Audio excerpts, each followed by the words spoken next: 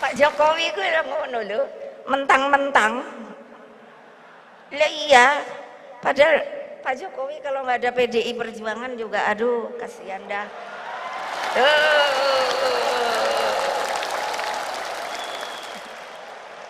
Lo legal formal lo.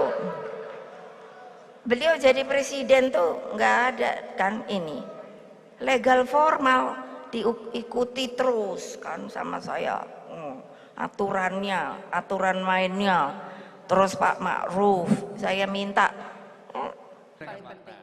Dan ulang tahun ini juga diharapkan. Syedaralun Ketua DPP PDI Perjuangan Puan Maharani membantah Megawati Soekarno Putri bermaksud menghina Presiden Joko Widodo lewat pidatonya dalam acara Hari Ulang Tahun ke-50 PDIP pada Selasa 10 Januari 2023. Sebaliknya, kata Puan, Ketua Umum PDIP itu sangat menyayangi dan menghormati Jokowi. Puan lantas menyinggung pidato Megawati beberapa waktu lalu yang menyebut bahwa dia menangis karena Jokowi terus-menerus dirundung masyarakat. Mega bahkan mengaku siap pasang badan tak apa jika dirundung asalkan bukan Jokowi yang kena bully.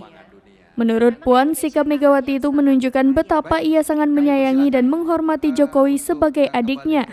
Bahwa Megawati ingin Jokowi sukses menjalankan tugas-tugasnya sebagai kepala negara. Menurut Puan, Megawati selalu menempatkan diri sebagai ibu di internal PDIP. Pidato Mega di acara ulang tahun kemarin soal nasib Jokowi jika PDIP tidak ada, menurutnya adalah ucapan yang wajar disampaikan seorang ibu kepada adiknya. Justru lewat ucapan itu Mega hendak mengajak seluruh kader PDIP untuk sama-sama membangun negara. Lagi pula lanjut Puan dalam pidatonya Megawati juga sempat memuji Jokowi dengan menyebut bahwa mantan Gubernur DKI Jakarta itu pintar sehingga PDIP bersedia mengusung jadi pemimpin.